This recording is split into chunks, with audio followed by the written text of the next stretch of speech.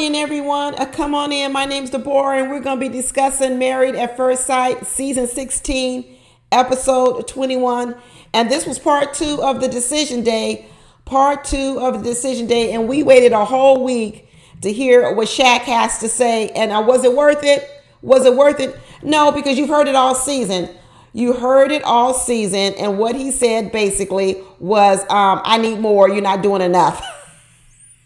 Shaq says, it's too hard being the man you want me to be. You got too many requirements. You asking me for too much.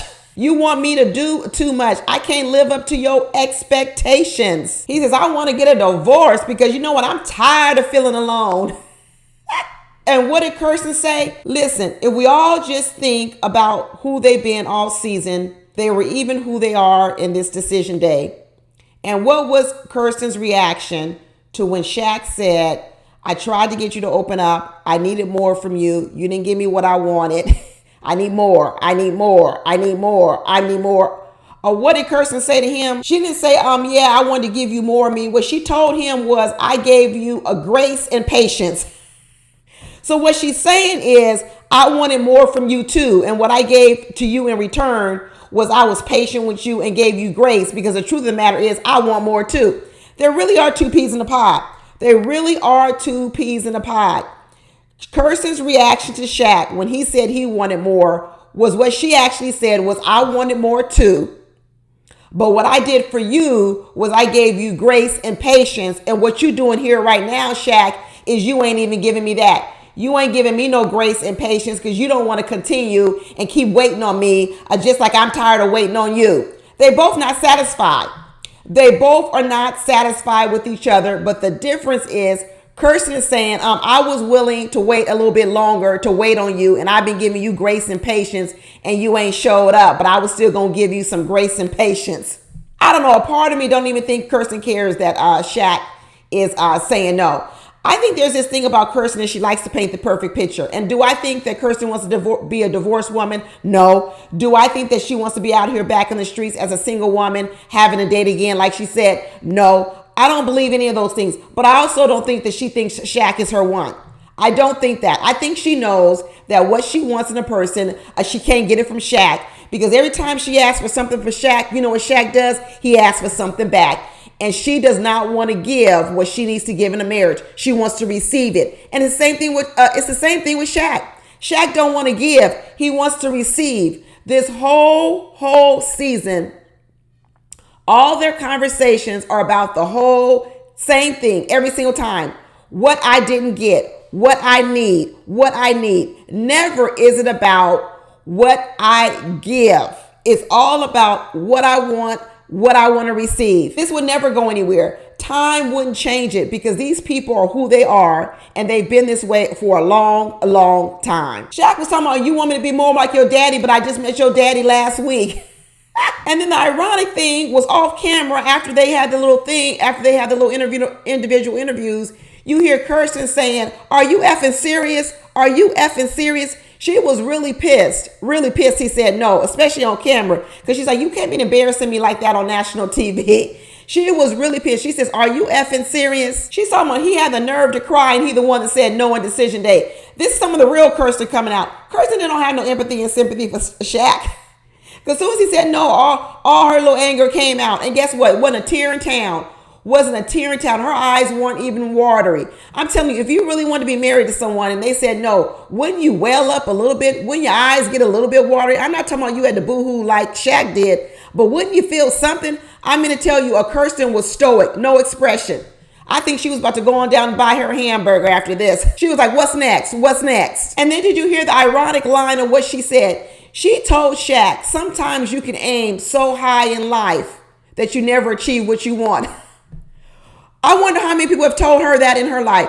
She done flipped it and used the line on Shaq, which I'm sure some people have used on her plenty of times. Did y'all hear what she said? She said, sometimes you can aim so high in life that you never achieve anything. That's you, Kirsten. Kirsten, when you are explaining Shaq, which is probably the truth too, you're also explaining yourself. These two do not see themselves. They don't. Then she said what she's learned is she's learned to be more in tune and focus with people's feelings on this show. That's something she took away. That's what her friend said. She said, I've learned to be more focused with in tune with people's feelings. But then right after that, she said, I'm going to focus on myself and focus on my health and my wealth. So you just learn to be more in tune with people's feelings. But instead of practicing that out and say, hey, I'm going to be purposeful and start practicing that, what you say, what you're going to concentrate on after the divorce is focusing on yourself and your health. Well, that's what you shouldn't do. That's what you've been doing all these years. Now you need to learn how to focus on somebody else. So she says she wants to do something, but then when she talks about what she's going to do, it's all about focusing on herself. Good Lord, she ain't going to improve. She's not going to improve one bit because she just said she learned something, but then she's not going to actually do that. This is funny. This is funny. Pastor Cal was pissed. Pastor Cal was pissed that Shaq said no. He looked at Dr. Pepper and told Dr. Pepper, he ain't going to get no better than that. Pastor Cal looked at Shaq and said, I don't know who you waiting for. I don't know who you are waiting for. Beyonce, who are you waiting on? I don't know who you waiting on, but let me tell you, you ain't going to get no better than that. But listen, that's what they do. That's what Shaq and Kirsten do. They always want more. They want more. They want more. They want more. And what Pastor Cal says, I don't know how much more you want. Why couldn't you just work it out with this woman? Well, that's what you need to say to Kirsten as well. She started off the same way. But here's what's so funny. Kirsten is really, really tricky because remember on this whole season, all she talked about was looks, 6 inches, bald heads, real superficial stuff. Now that she's going to be single again, now she says she just want a partner. Now you just want a partner, Kirsten? I don't believe it. I don't believe that's what you're going to be settled for. And it says, oh no, that's right. I do need a husband. I know you do. I know you need a husband. She tries to act like she's willing to accept one thing, but she's really not. Old habits are hard to break. They're hard to break. What Kirsten's really tired of, she's tired of being out here in the world doing stuff for herself. That's what Kirsten's tired about. Kirsten wants a partner. Kirsten wants a husband to do things for her. She's tired of living a single life. She's tired of doing things all by herself. She wants someone to come in her life and do things for her. That's what she wants, which is nothing wrong with that. That is a part of marriage. You get a person that will come into your life, care for you, take care of you, dote on you. But in return for that, you also have to be a person who's willing to give and do things for other people. And just like Kirsten said, she's learned to be more in tune with people's feelings because she's really out of tune with people's feelings. What she's really in tune with is her needs and her wants. And the same thing with Shaq. Shaq is real in need with what he wants, real in need of what he wants, but I don't think he's in tune with how does he invest in other people. They both are two peas in a pod. Oh Lord, now we got Shaq over here doing Muay Thai. What's he doing Muay Thai for? Is he gonna hook up with Morgan? Where is Morgan from last year? The nurse, Morgan the RN. Morgan and is Morgan about to come on this show and do a special appearance and teach Shaq some Muay Thai and put him in a headlock? I said, let me tell you, I was traumatized, PTSD. When I heard that word of Muay Thai, I was like, oh, good Lord, no, please don't learn no Muay Thai. And then we were able to get Kirsten to get in one more thing where it wasn't good enough. One more thing wasn't good enough. And you know what wasn't good enough? The breakup.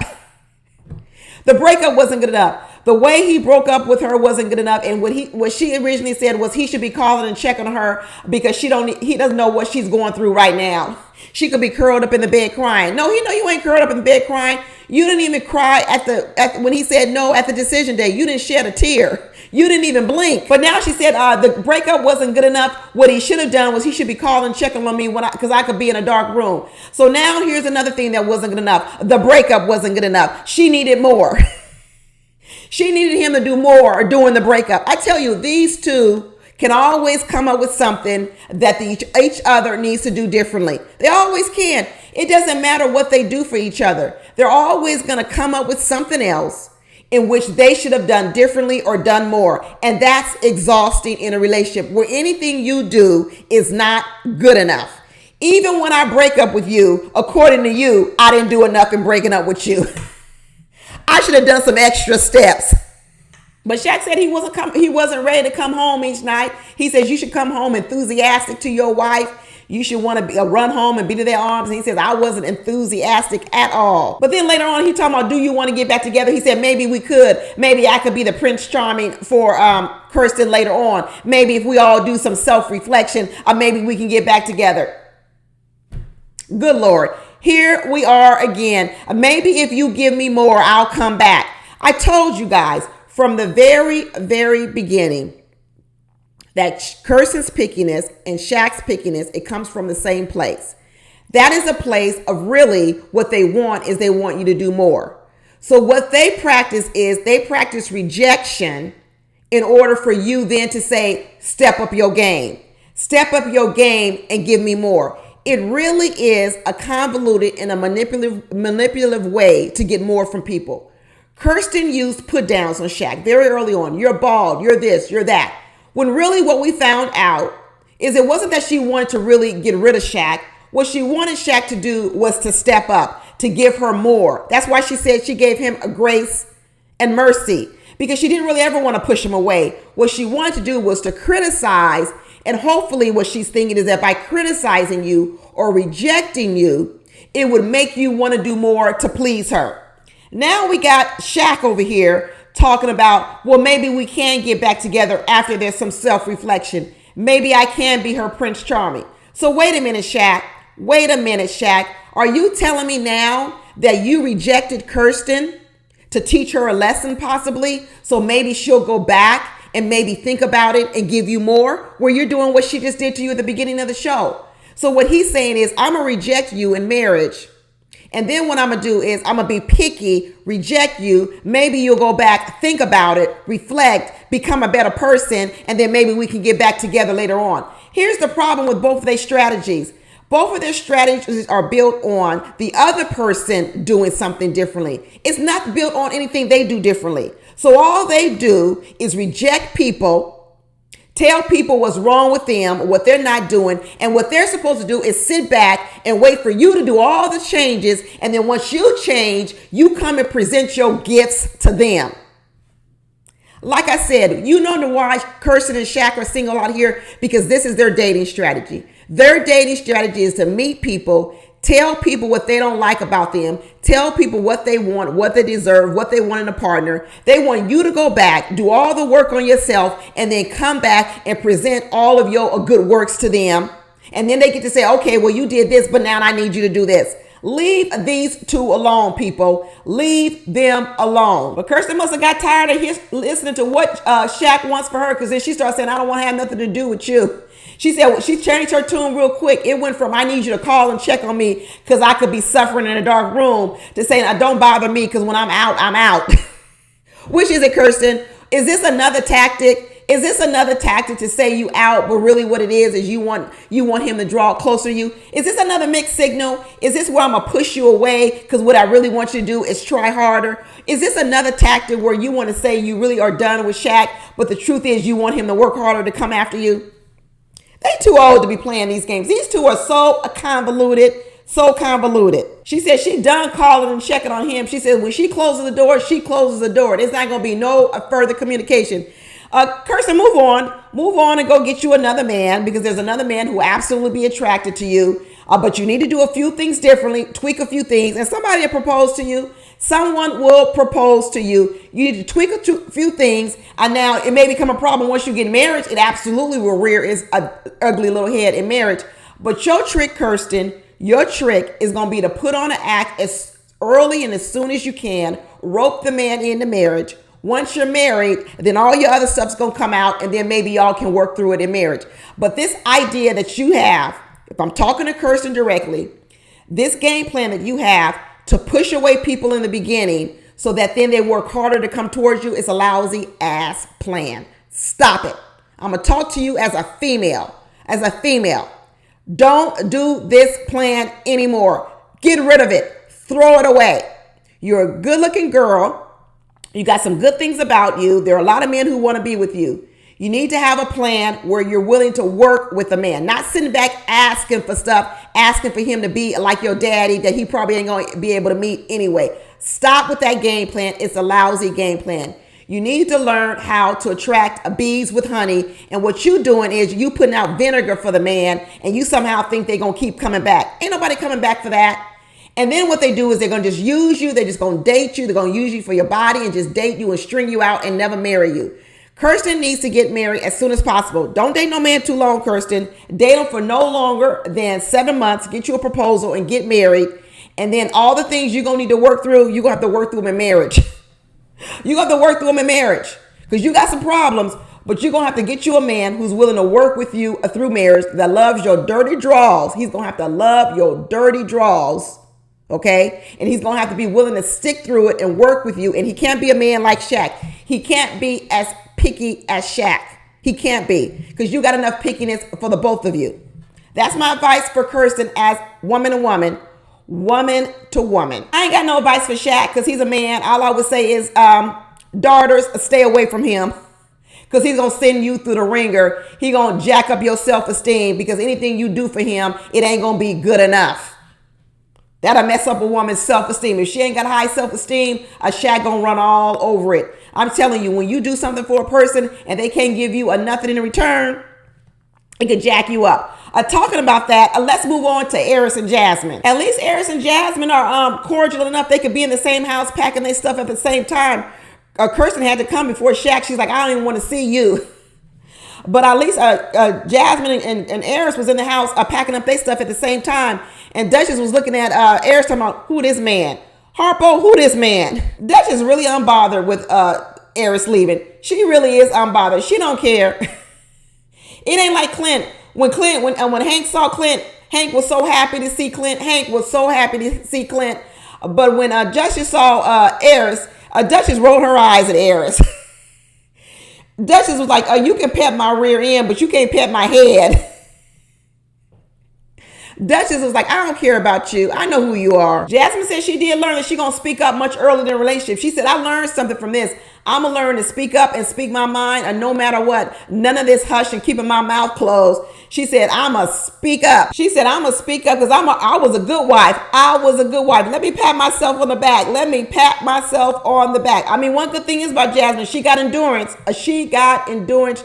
She has a dedication. That's for sure. I'm interested in seeing who this little man is. She kissing in the corner booth over here on this next episode. She leaning across the table and kissing. Jasmine's down in the comments. She says her old friend of hers she knew him before. I can't wait to see it. I want to see his face. I want to see his face. I want to see how he looks at Jasmine. I want to make sure it's real, because we don't need Jasmine hooking up with no other man using her, trying to take advantage of her, or trying to get some free counseling on her. I'm going to need to look at him. Let me look at him. Let me look at his eyes. I'm going to wait till next week to let y'all know whether or not I approve of this a young man that Jasmine is over here kissing on. Because that mama Jasmine, let me tell you, she was as confused as we were all season.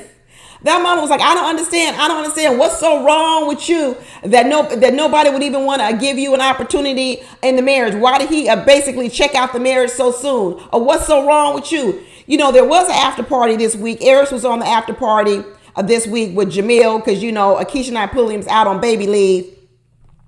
And here we go again with Eris. Eris was on there talking about early on, I wasn't attracted to Jasmine, but I don't want to put her business out there in the street. Eris, what are you talking about? I tell you, I really don't like Eris. Even when he looks like he may be on the road to getting a little bit better, something comes out his mouth, and once again we see he's ready for the streets. He is ready for the streets. He can't wait to get back out there. He's already asking his friends, a girlfriend, to hook him up with some of her friends. Girl, don't be hooking him up with none of your friends. Did you see this show? Did you see this show, girlfriend over here? Did you see the show? Why would you do that to a friend? The only person I would hook up with Eris is somebody I don't like.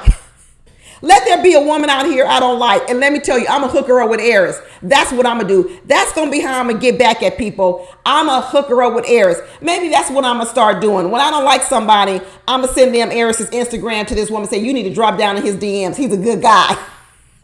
That's how I'm going to get back at people. That's going to be the punishment.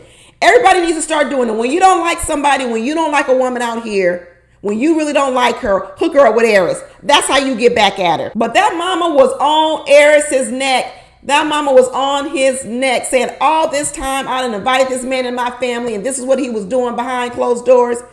Eris spoke to it a little bit. I forgot what the mama's name is, Mama J or something. He says, that's how she is. She's going to tell it like it is, but I still really like her. Of course he does. Eris loves women to tell it like it is. Eris loves to get cussed out by women. Eris loves women to snap back at him. That's why he liked that Thelina. That's why he liked, even when Jasmine's mother was saying those things about him that was maybe harsh, More people would have thought he would have felt a certain kind of way, but no, he loves it. And that's what he didn't like about Jasmine. Jasmine was too much of a goody two-shoes, too much caring about his feelings, too much trying not to hurt his feelings and telling him about himself, when what he really likes is he likes you to open up your mouth, curse him out, tell him about himself, and put him down. I don't know, where did Aries get used to this kind of speech?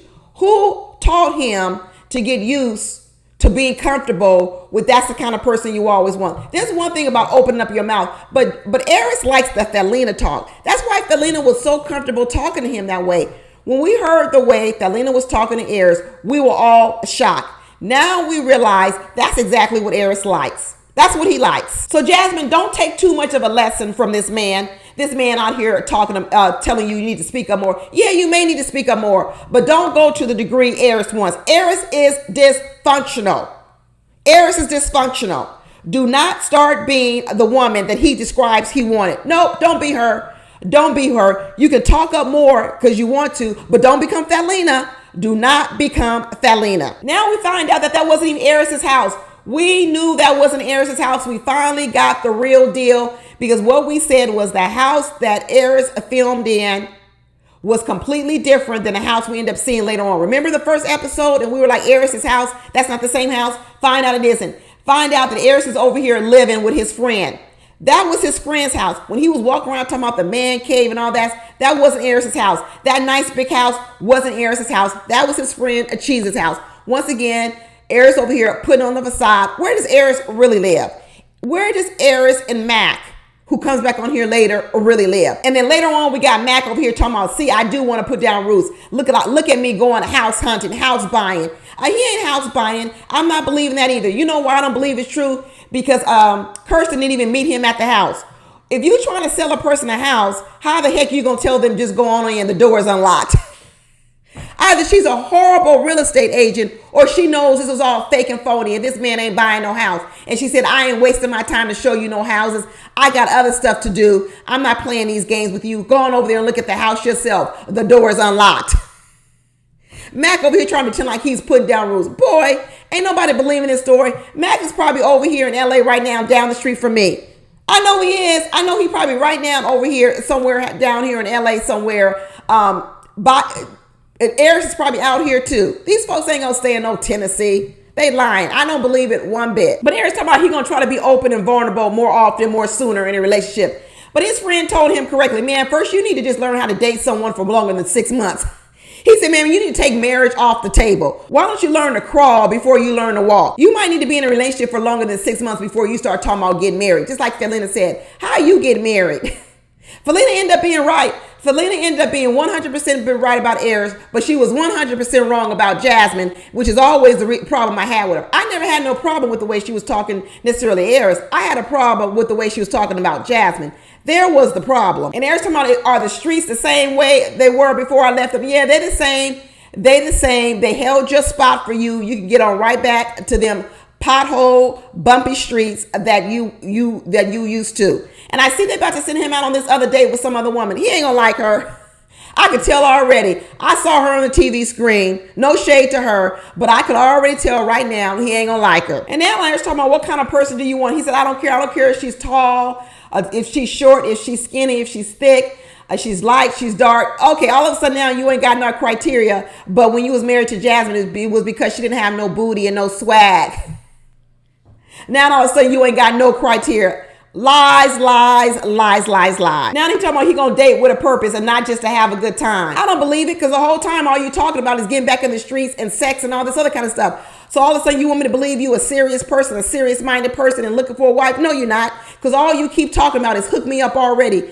The ink, you ain't even divorced. The ink ain't even dry on the divorce. Nothing. And he's already talking about hook me up, please. I'll hook you up. I'll hook you up with somebody I don't like. And talk about hooking them up with somebody I don't like. It could be a lot of people on the show. I could hook them up with Nicole. I could hook them up with Gina. I could hook them up with Dom. I could hook him up with a lot of people I don't like on this show. One of them is Gina. I could hook him up with Gina, because Gina, once again, I told everybody that Gina was going to use Clint as a built-in babysitter. And before she could even get out that apartment, what did she say? I'm going on vacation. Do you want to keep Hank? I'm going on vacation. Do you want to keep Hank? Gina. I'm telling you, when you really hone in on who people are and you start to see the things they do and they say, that's when you really know who they are. Gina ain't ready to give anything to anybody. Once again, another person over here wanting to get something but not give nothing. Now she gonna over here try to use Clint to keep her dog. This is why we know we probably gonna end up later on with Hank being at Clint's house more than he's with Gina, because Gina really don't want to take care of Hank. All Gina wants for a dog is so that when she comes home, she's not coming home to an empty house. That's all she wants. She don't care or love for that dog. She really doesn't. She uses Hank as something to come home to. And that's the same reason she wants a man. She wants a man who will be home for someone to come home to, but she ain't interested in doing nothing for him. Even when she sits on this show and people are talking about what they learned, what did Gina learn? What Gina says she learned what she wants. No, Gina, what did you learn about yourself? What did you learn about what you need to change about yourself? So no, what she learned was she wants a man more reserved. No, that don't have nothing to do with you. That don't have nothing to do with your insights. What did you learn about yourself? Nothing. Because she don't know how to look at herself. All she learned was, I don't want somebody like Clint. I want someone more reserved. I thought you said you was outgoing and adventurous. I'm so sick of Gina. I want a man who can read the room. No, Gina, what have you learned about yourself? I'm waiting on it, Gina. I'm waiting on the answer. Somebody needs to sit with Gina, and every time Gina talks about another person, they need to bring the conversation right back and say, no, I don't want to hear about another person. I want to hear about you. Nope, I don't want to hear about what you want from another person. I want to hear about you. Nope, I don't want to hear about what you want to change with another person. I want to hear about you. And she said, you know what? This was a good experience. I enjoyed this experience. I learned about what I want. I learned that I'm ready for marriage and I have a lot to offer. What? Tell it to me. I'm ready to hear it. What are you offering? Because right now you asking Clint to be the babysitter of Hank. What are you offering? I want to know. I really do want to know. She talking about there's going to be some lucky man coming up next. Lucky? Oh no, he ain't going to be lucky. It's going to be unlucky. It's going to be his unlucky day. Clint said he ready to hit the streets too. Remember, Clint was out in these streets. Deep. He said he might even circle back to a few old flames, because what Clint said, I learned a few tricks. I learned a few things about myself, which is good. At least he learned some things about himself. He said, I learned some good things about myself that if I thought about it, I probably could circle back to a few old flames and make that relationship work. That's what he said. He said, I've learned to do a few things differently. I've learned a few things about myself that might not have been the best approach. That if I were with some of these women I was with before, I probably could have made it work. At least he learned something about himself in which he's willing to do something different. He's willing to do something different in a relationship. Gina, on the other hand, ain't learned a damn thing. So if I don't hook up Gina with Eris, or the next woman I'll hook up with him, who I don't like, is Nicole. Yes, let them get married too. Let Nicole and Eris get married too, because I'm really done with Nicole. I can't even believe the fall from grace that's happened with Nicole with me. She gets on my doggone nerves. She wouldn't even be invited to my house. Nicole wouldn't even be invited to my house because she would be the woman running around inserting herself in too much business. She wouldn't be invited. Nope, she would be barred from my house. I'm glad she got a husband over there talking about, yeah, I'm going to go 50-50 with you on the rent and send me the rent money through Zelle or through Venmo. Let me tell you, I'm glad Chris is going to toe the line. Everybody thinks Chris is a pushover. He ain't no pushover. Chris is not a pushover. He told that woman over there, yeah, sign this lease and then you can Venmo me the money. And then she said over there talking about, I'm glad that Chris gave me the option to take up his last name. He didn't give me the option. Let you say no, that you don't want to change your last name, and watch how Chris reacts. Let you say no, that you don't want to change your last name, and you think he's going along with it. Nope, watch him say no. I told you, Chris, people think Chris is manipulative. He ain't manipulative. He's passive aggressive. What he is he's passive aggressive. He doesn't tell you no, he just doesn't do it. Okay? He doesn't tell you no, but he just doesn't do it. Chris toes the line. But we find out that Nicole was the one over here setting up all this kissing going on between Mac and Gina, inserting herself, doing more and more. I don't care if the producers told her to do it. She should have said no. She could have said no. I'm quite sure the producers probably egged her on, but she don't need much coaching. She don't need much coaxing or coaching, because this is what she loves to do. She loves to insert herself and get in people's business and do things that she shouldn't do. I really can't stand Nicole. I really can't stand her. Now to come find out she was the one doing all this hooking up with Gina and Mac. Listen, if Gina and Mac were going to hook up, you still didn't need to get involved with it, Nicole. And you didn't need to do it in front of Clint's face. You didn't need to do it in front of Clint's face. This also tells you about who Nicole is. Nicole is willing to do things because she wants to do it, and she could care the hell less about you. Nicole does whatever the hell she wants to do, and she doesn't care about your feelings. She didn't care about how it could make Clint feel. She did it anyway.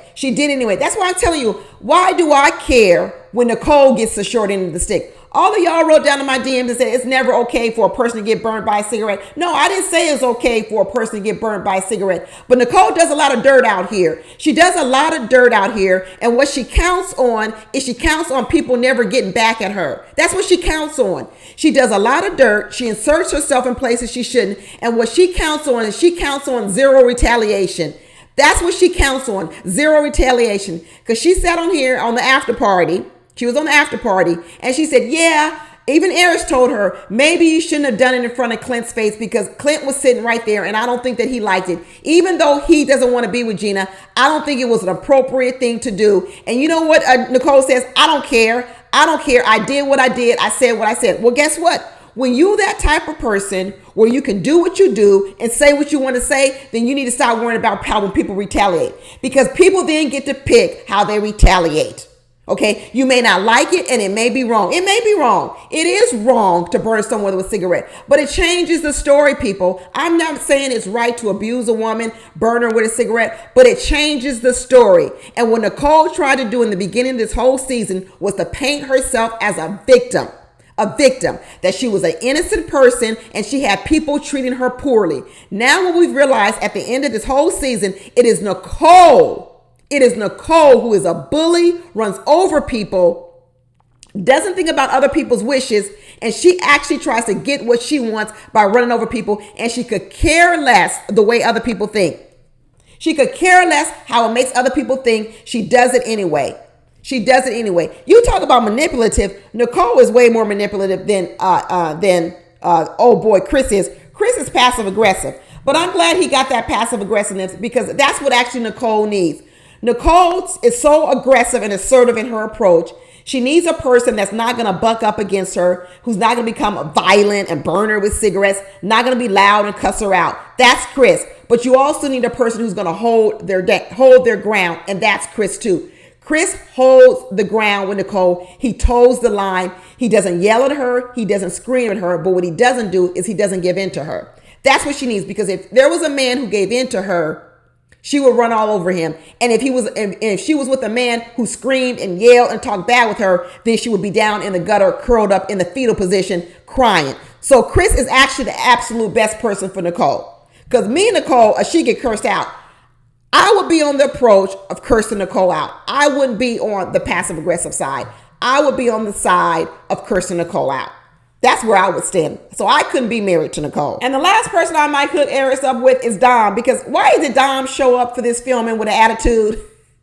Girl, it's been 6-7 weeks since we've seen you, and you showing up here with an attitude like this. This just proves that when Dom was on this show talking about how Mac complained. Remember he said that? Remember she said that? That was her big problem with Mac. He complained. Now we find out here it's been 6 weeks since we even seen Dom, and she's showing up with attitude. She had a nasty attitude. Just the way she talks, just the way she speaks, it's with attitude. Why? Why you still got an attitude? It's over. You left the man. You did your thing. Why are you still sitting here mad? Why hasn't this dust settled in your life? Why are you still showing up with this attitude? Dom says he's emotionally draining and straining. How? You ain't even been around for 6-7 weeks. How are you now emotionally drained and strained? Now we realize who was the biggest complainer of all? It was Dom, because she's still here complaining 7 weeks later. I mean, Mac ain't no prize. Mac is no prize. I do hope that Gina and Mac get together so they can eat each other alive. I sure hope the two of them get together so that it can end horribly. Yep, get together, hook up. I hope y'all do hook up, because what Gina is looking for, Mac ain't it. what Gina is looking for, and Mac ain't it. Anyway, that's it, y'all. I'm waiting to see these dates next week. I want to see these dates with Clint. I want to see these dates with Jasmine. I want to see the dates with Eris. I want to see these kisses going on between Clint and Dom. And I want to see these kisses going on between Gina and Mac. Bring it on. I'm ready to look at it. But anyway, see y'all next week. Bye.